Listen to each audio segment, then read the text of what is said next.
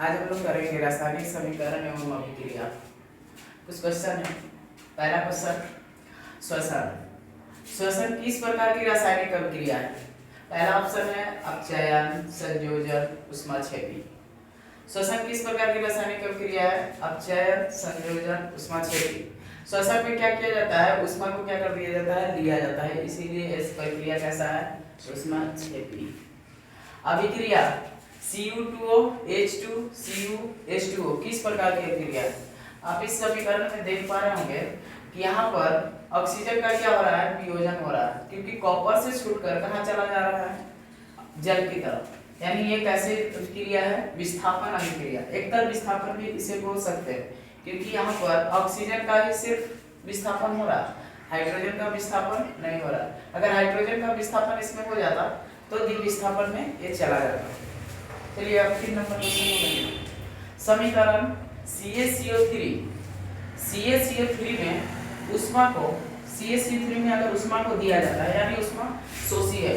किसी भी चीज को अगर ऊष्मा दिया जाता है तो पहले ही समीकरण में जाता है वियोजन, क्योंकि किसी भी चीज को ऊष्मा दिया जाएगा तो टूटेगा, क्योंकि कोई भी चीज अगर किसी चीज लेता है तो देता है। तो इसने दो भागों में कन्वर्ट हो गया। इसको हम लोग विघटन अभिक्रिया भी बोल सकते हैं।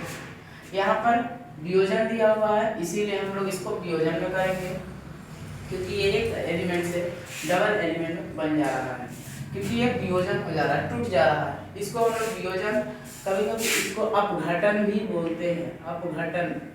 अपघटन अभिक्रिया भी बोलते हैं।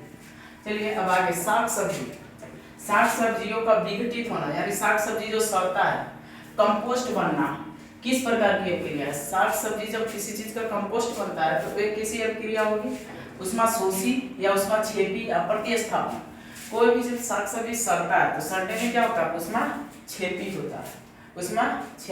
ऊष्मा को क्या करता है? वो छोड़ता है। निम्न में से कौन अवकारक है? ऑक्सीकारक और अवकारक। ऑक्सीकारक, पहले ऑक्सीकरण में ऑक्सीजन का संयोग होता है। ऑक्सीजन का संयोग होने की प्रक्रिया को बोलते हैं ऑक्सीकरण, और ऑक्सीजन के वियोजन यानी हाइड्रोजन के जब प्रक्रिया का संयोजन होता है तो इसको बोलते हैं अवकरण। ऑक्सीजन के संयोग की प्रक्रिया को ऑक्सीकरण और हाइड्रोजन की प्रक्रिया को संयोजन की प्रक्रिया। अगर हाइड्रोजन जुड़ता है किसी भी एलिमेंट में तो इसको बोलते हैं हम लोग अवकरण। अगर ऑक्सीजन जुड़ता है तो इसको बोलते हैं ऑक्सीकरण।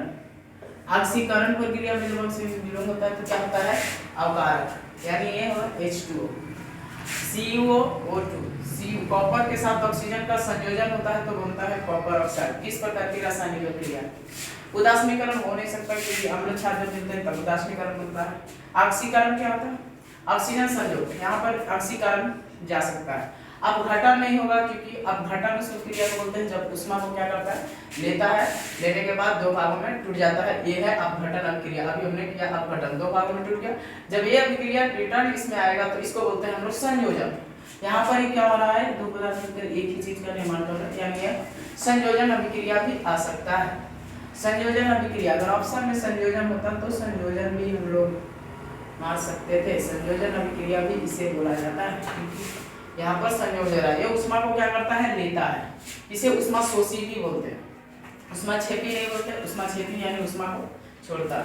निम्नलिखित में से कौन सा पदार्थ ऑक्सीजन के संयोग से बनता है? अभी हमने बताया कि ऑक्सीजन के संयोग से नहीं करता, संयोजन नहीं करता है। ऑक्सीजन का संयोजन नहीं करता है, क्योंकि जिंक खराब हो जाता है। पोटेशियम भी बड़ी जल्दी रिएक्शन कर लेता है। तांबा भी खराब होने की चांसेस होती है, लेकिन सोना की कोई चांस नहीं होती है। सोना अगर मिट्टी में भी रहे, पानी में भी रहे तो भी किसी तरह का परिवर्तन नहीं होता है। निम्नलिखित में से कौन सा क्षार है? क्षार CO2 और NO2 और ZNO। हम लोग जानते हैं कि किसी भी क्षारक, यहाँ पर क्षार जानते हैं हम लोग क्या? NaOH, इसको हम लोग क्षार बोलते हैं। जैसे KOH, सिंपल शब्द में कहा है कि जिसमें पानी से रिएक्शन करने पर क्या बनाता है? OH-, और अम्ल में H+, इसको हम लोग H2O।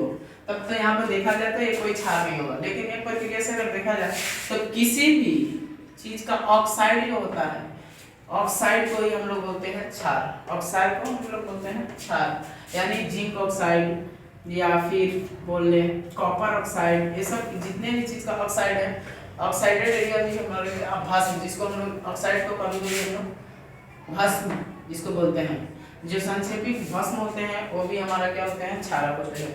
यानी किसी भी ऑक्साइड का हम लोग क्षार बोल सकते हैं। ठीक है, आज का टॉपिक कंप्लीट होता है, इसके बाद नेक्स्ट